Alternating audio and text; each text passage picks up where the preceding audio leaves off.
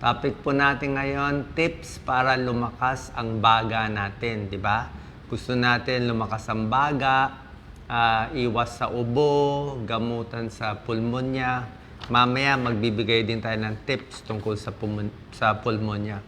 So alam ko yung baga, pinaka-problema natin dito sa Pilipinas, maraming inuubo, laging may plema. Bakit? Dami tayong pollution dito Diba? Pollution, usok, sigarilyo, kulang sa masustansyang pagkain, kaya humihina ang baga. Isa pa, maraming tuberculosis sa Pilipinas, maraming may TB, nakakasira din ang baga. So meron tayo 10 tips, simpleng paraan para lumakas ang baga. Okay? Number 1, kung ano man yung sakit nyo sa baga, itry nyo ang diaphragmatic breathing. Ano yung diaphragmatic breathing? Ito yung parang abdominal breathing. Yung iba kasi, pag humihinga, ganito sila huminga, di ba? Ginagamit nila yung dibdib nila, yung chest. Actually, mali yan.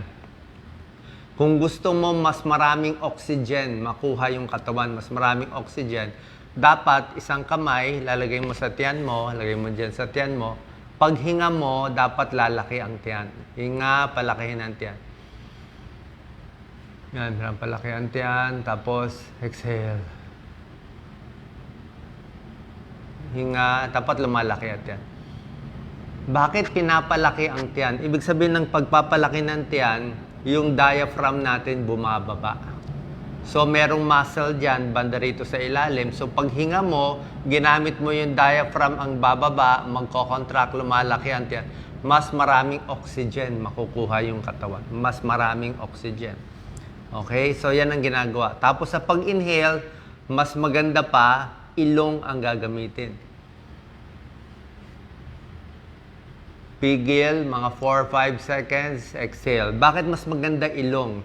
Pag ilong kasi, meron pa yung extra na nitrous oxide. Merong nitrous oxide pumupunta sa baga natin, mas gumaganda rin yung daloy ng oxygen. So, yan ang first technique. Try nyo yung tiyan ang lalaki. Mas nakakahinga kayo. Number 2, pwede to sa mga may sira na ang baga, mga emphysema, yung mga malalala. Pursed lip breathing. Anong pursed lip breathing? Parang purse, nakagano, naka-purse. Ito, makikita nyo yung mga taong may emphysema, ganito sila huminga. Bakit sila nakaganon? Kasi kailangan nila yun para mabuhay. Bakit? Ganito ang secret ng pursed lip breathing. Pag hinga mo, ilong pa rin. Pigil muna. Pigil mga 4 seconds para mag-exchange. Bago, pag exhale, wag ganito. Wag. Hindi pwede ganon. Kasi pag hinga mo, biglang nilabas mo lahat, yung mga lungs natin, yung mga alveoli, biglang magko-collapse. Diba nakabuka yung mga lungs natin, ine-expand mo Tapos, in-exhale mo biglang magsasara yung mga airways natin sa baga. Pag nagsara yung airways natin, wala nang oxygen ulit. Hindi na papasok yung oxygen, hindi nalalabas yung carbon dioxide. Kaya ang turo ng pulmonologist, ito rin ginagawa ng pasyente, lalo na yung mga emphysema, sira na yung mga alveoli, paghinga, ilong, pigil, pag-exhale, dahan-dahan. Para dahan-dahan yung pag-close. Mas matagal open yung lungs natin, mas maraming oxygen makukuha yung katawan. Mas marami kayo. Gaganda yung oxygen saturation nyo. Yan ang secret. Pursed lip breathing. Automatic na yan sa ibang tao. Tapos, syempre, kung meron kayong pulmonya, sakit sa baga, o talagang dati, yung mga COVID na delikado, na hospital, na ICU, na ventilator, ito lang ang technique nila Deep breathing. Yung tinuro ko, diba, diaphragmatic breathing, sa tiyan, pursed lip. Pero yung paghinga nyo, pilitin nyo yung talagang hingang-hinga. Talagang i-expand mo, baga sa lobo, ilolobo mo yung baga. Ganito, hinga ulit sa ilong. Pigil.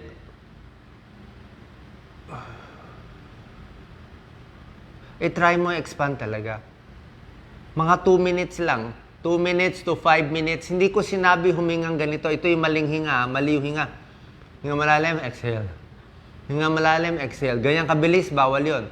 Hinga malalim, exhale. Hindi pwede ganyan kabilis, mahihilo kayo niyan. Pag yung sobrang bilis na gano'n, inhale, mali yun. Pang panic attack yon, pang anxiety attack, babagsak yung oxygen, hindi maganda, babagsak yung carbon dioxide mo. So, hindi pwede mabilis, dapat mabagal. Ayan, o. Hinga malalim, pigil 7 seconds kung kaya. Kung ilang kaya mo. Kung 5 lang, tapos exhale matagal. Kung kaya mo 8 seconds, mas maganda. So, sa 1 minuto, konti lang hinga mo. Tapos pahinga mo na. Tapos hinga ulit. Pigil, exhale. Dahan-dahan. Dahan-dahan. Mas dahan-dahan, mas maganda. I-try mo lahat to. Diaphragmatic breathing, pursed lip breathing, tsaka yung deep breathing. Number 4, pag healthy ka, habang healthy ka, maganda naglalakad-lakad ka rin. Kasi naglalakad-lakad, exercise din yun eh. May tulong din yun, pampalakas ng baga. Isa pa, dapat yung hangin sa bahay mo. Kung nasa probinsya, maganda hangin. Kung nasa Maynila, maganda sa mall, may aircon eh. Kung may aircon kayo, mas maganda sana. Kaya lang, mas gusto ng bagay, medyo malamig eh. Ideal temperature, mga 25 degrees. Pero kung walang pera pag aircon, electric fan, pwede na rin. Actually, iba sabi, pag tinapat electric fan, may tulong konti. Oo. Baka psychological, baka tunay, pero may tulong konti. Huwag ka lang maalikabukan, ha? Okay? Number 5, syempre, stop smoking. Pati yung mga nagsisiga, yung may naninigarilyo sa tabi, may nagsisiga, bawal yun sa'yo. Kung may sira na baga, may plema ka, mapapansin mo yan, ha? Maganda mag-exercise sa labas. Pero ako, pa naglakad ako sa labas, dito sa Maynila, tapos ang usok-usok, lalo ngayon, sobrang usok ngayong araw, kinabukasan may plema ako. May konting dilaw. Bakit? Nalanghap mo yung mga dumi-dumi, yung mga particle eh. So nalanghap mo, next day, pag ubo mo, may plema ka. Diba? Kasi nga, pollution. Pollution ng kalaban natin dito eh. Kaya nga, yung iba, meron pang mga filter. Yung aircon, may tulong din, may filter siya. O sa bahay, gawin mo medyo mas sarado. May screen ka kung maraming alikabok. Tapos meron kang mga halaman, pwede sa labas. Pero sa labas lang yung halaman. Kasi baka mag-pollen allergy. Yung iba na allergy din sa pollen. Isa pang napakahalaga sa deep breathing, posture. Dapat upright. Mas upright, mas tama. Pag tayo, upright, diretso. Nakita nyo yung mga ibang matatanda nakukuba. Pag nakuba, umaano rin yung lungs eh. Lumiliit din yung lungs. Lumiliit din siya. Kaya upright. Yung mga malalala na may emphysema, ang upo nila ganito eh. Nakatukod pa sila. Misa buong gabi nakaganyan sila eh. Diba? Kasi nga hindi sila makahiga eh. Hirap sila eh. Pag higa, hirap sila. So, misa parang ganyan pa sila. Nakatukod pa sila. Para sila naka-tripod, nakatukod. Tapos nakataas yung tapos hinga sila ng hinga. Kasi nga pinipilit habulin yung oxygen. Pero itong mga techniques, habang bata pa, ayusin natin sigarilyo, ha? Tigil. Tapos yung mga healthy foods na tinuturo ko sa inyo, maganda sa baga. Number 6, posture. Number 7, kailangan maraming tubig iniinom. Maraming tubig, mga 8 glasses of fluid or water in a day. Bakit maraming tubig? Para yung plema mo malabnaw, 'di ba? Para medyo moist yung baga, 'di ba? Diba parang yung mga filter natin, kailangan may tubig yan, 'di ba? Para mas malinis. Kailangan matubig kundi madi-dehydrate ka. Number 8, iwas sa air pollution natin, 'di ba? Tapos yung iba, number 9 and 10, ang tips ko, yung doktor minsan meron silang mga nire-reseta, yung mga parang aparato na may mga bola-bola. Wala ko dito, yung 3 bola, yung pinipilit mo i-blow para tumaas yung bola. Pero kung wala ka niyan, kumuha na lang kayo ng straw. Isang straw, tsaka isang baso na may tubig, i-blow mo lang ng i-blow yung straw. Parang bata ka naglalaro. Hinihipan mo yung tubig, makikita mo nagbabubbles. Bakit? Para exercise sa baga. Okay? So ito yung mga techniques natin. para lumakas yung baga, tubig. Tapos meron pa tayong mga chest clapping. Yan, chest clapping. Ako, nung may pulmonya ako, chest clapping. Nandito yung baga eh. Gano'ng kalakas ang chest clapping, di ba? Pag ganito, mahina, baliwala. Kasi yung plema nakadikit eh. Gusto mo matanggal yung plema, dapat medyo ganyan. Medyo malakas na yun. Malakas yan. Oh. Ako, mamaya maubo na tayo. Malakas yan. Dito sa harap, pati sa likod. Hanggang dito lang. Okay? Tapos nakaganyan. Cup eh. Huwag naman ganon. Pag ganon, sampal eh. Sampal yan. Magagalit na yung tao. So, ganito, cup. Cup mo siya. So, pag ginanyan yung plema, minsan hihiga ka tabingi, kaliwa, higa ka ng kanan. Tapos pag upo mo, madadahak mo. Anong position pinakamaganda magdahak ng plema? Ang best position magdahak, dapat nakaupo. Nakaupo, doon ka makakadahak. Tapos yung dahak, medyo hindi pwede yung ubo, isang ubong malakas. 'Di ba? Minsan yung malakas, baka mamaya may pumutok pa diyan eh, 'di ba? Maluslus pa tayo. So, pag ubo dapat half puff technique. Ano yung half puff technique? Yung tatlong ubo na mga moderate. Ganun, para ganun. Para tuloy-tuloy lalabas siya. Paglabas niya. Ganun ginagawa. Clapping, labas plema. Tapos yung iba, naliligo, mainit, may steam, pwede. Gusto mo magsuob, okay rin naman yung suob, huwag ka lang mapapasok. Gusto mo mag-nebulizer, nebulizer ng tubig lang, NSS na nabibili, okay din yun, nakakatulong. Pero parang ano lang yun eh, parang sauna o steam inhalation. Parang suob din yun, wala namang masama doon, hindi bawal. Parang tubig din yan, uminom ka, kumuha ka ng chamomile tea o hot water na lang, hot water. May steam, di ba? May sabaw. Amoy-amoyin mo. Pwede na yun. Pampainit. Pampainit yun eh. Para mabasa dito. Pag nabasa siya, yung plema mo magiging mas malabnaw, malalabas mo.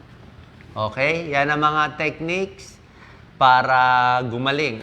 Ngayon, kung meron kang talagang pulmonya, eh, ibang usapan yon, di ba?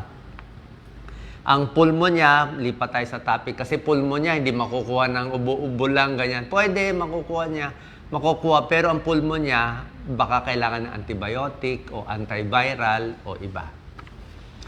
Kung mapapansin nyo, pag may edad na nagkakasakit o biglang nabalitaan natin na pumanaw yung isang kakilala natin o kamag-anak, ang ending lagi ng tao, lagi may pulmonya sa dulo. Minsan, na heart attack muna, na stroke, na operahan, na ospital. Gagaling na sana, pero na pulmonya. Pag na pulmonya, lalo na pag may edad, minsan nagtutuloy-tuloy. Bakit? Pag may edad na kasi, mahina na immune system. Kaya itong mga tips ko sa inyo, mabilis na tamaan ng sakit. Marami ng mga sakit pag senior, may diabetes, COPD, may sira ang baga, kaya mabilis na tamaan ng pulmonya. Meron din tinatawag na hospital-acquired pneumonia, delikado yon. Kaya yung mga doktor, ayaw nga nila magstay masyado matagal sa ospital kasi yung mga bakterya at mikrobyo sa ospital mas matindi. Pag sa ospital ka nahawa ng pulmonya, pwedeng deadly na makukuha mo. Pero pag dito sa bahay lang, mas okay. Pero minsan wala kang choice eh. Kailangan dalhin sa ospital eh. Tapos pag tumatanda, hirap na umubo, nasasamid, pagkain, hindi maganda paglunok, yung baga, mahina na, yung puso, mahina na. Kaya mas nagkakasakit ang matanda sa pulmonya. Okay? Maraming cause ang pneumonia, bacterial, viral, fungal pneumonia. Meron din tinatawag na aspiration pneumonia. Ito very important. Nanay ko nagka-aspiration pneumonia. Yung mga na-stroke o yung mga bedridden, huwag niyong papainumin o papakainin ng nakahiga. O kahit ganyang higa lang na 45 degrees, hindi pwede. Ang inom at kain ng medyo bedridden at matanda, dapat upo. Upo siya. Tapos yung pag-inom niya, Hindi maganda pala sa kanila yung mga tubig lang. Ayaw nila ang tubig lang. O yung sabaw na malabnaw, dapat sa kanila malapot. Lagyan nyo na lang gawgaw. O sabaw nyo, let's say corn soup o egg soup, lagyan nyo konting gawgaw. Kasi mas malapot ang sabaw, mas malulunok niya maganda, didikit dito malulunok. Hindi pupunta sa baga. Pero kung masyado malabnaw, like tubig or clear soup, papasok sa baga. Pag ang pagkain o tubig o sabaw pumasok sa baga, nako, hindi nila mauubo yan. Aspiration pneumonia, delikado tayo dun. Biro mo, 2 daanan dito. Isang daanan sa hinga, oxygen, isang daanan pagkain. So, pag bigay ka ng bigay ng pagkain, inantok yung pasyente, pinasok mo dito, pumunta sa baga, na-choke. Pwede pa mamatay pasyente. Kaya ingat sa aspiration pneumonia. Kailangan upo, tapos alam ng pasyente, dahan-dahan yung paglunok. Sintomas ng pulmonya, lagnat, ubo, hirap huminga, pag matanda na, medyo confused, mabilis ang heart rate, walang gana kumain. Paano malalaman? Papa-x-ray lang. Sa x-ray makikita, o sa sputum, makikita yung sa plema, o sa blood test, makikita may sign ng infection, at yung pulse oximeter natin, di ba maganda yon na nauso pulse oximeter, di ba? Dapat mga 94%, o pag matanda, 93-94%. Kasi pag bumaba yon, delikado. Kaya itong mga tekniko, mga deep breathing, ha? Ang madalas tinatamaan ng pulmonya, sobrang bata, less than 2 years old, at matatanda. Mga mahihina immune system, mga maraming sakit, yung mga naninigarilyo, uminom ng alak, mas tinatamaan. Sobrang stress. Kung sama-sama kayo sa bahay, tabi-tabi. Diba, minsan isang bahay, baka 8 tao nakatira, tabi-tabi, hawa-hawa. Bagong sakit, bagong galing ospital. Exposure sa air pollution, second-hand smoke, mas mahina. Yung dati nang may tama ang baga, may TB, may COPD, yan, mas mabilis tamaan. Ang gamutan, depende sa lala. Pag hindi malala, pwedeng sa bahay lang. Oo, pag hindi malala, pwedeng antibiotics lang sa bahay. Pero kung matanda na, tapos medyo hirap huminga, may hingal, tapos pag x-ray, medyo marami ang plema, marami ang pulmonya, minsan ina-admit. So, antibiotics kung bacterial, pag viral, may antiviral, pag fungal, may antifungal, minsan nilalagyan ng oxygen para habang mahina pa, di ba? Paano makakaiwas? Di ba? Turo natin, hugas kamay, mask, di ba? Sino nagmamask? Yung mga mahina ang katawan, mga senior, mga may sakit, mga may kidney problem, o yung iba may nagda-dialysis, kailangan nakamask lagi. Okay, dapat malinis. Tapos may bakuna. May bakuna para sa pulmonya. Hindi 100% tulong to. Siguro makakatulong konti, mas hindi malala. Pero may tulong. May pneumonia vaccine, may influenza vaccine, may flu vaccine yearly, and may pneumonia vaccine. Tanong niyo lang sa doktor niyo. Okay? So, ito po yung mga tips natin. Pwede mga nebulizer, pain relief, cough management. Yan. So, sa mga gamot, actually, may mga gamot sa ubo, pero yung doktor nila magbibigay, actually, tubig lang eh. Basta tubig, steam, pwede na yan. Pag sa lagnat, paracetamol, makukuha na yan. Tapos pahinga. Pahinga lang, bahay lang, rest lang, hanggang unti-unti makalaban yung katawan natin. Sana po nakatulong tong video natin. Mga simpleng tips para lumakas ang baga. Share po natin sa ating kaibigan. God bless po. Salamat sa lahat na ng comment.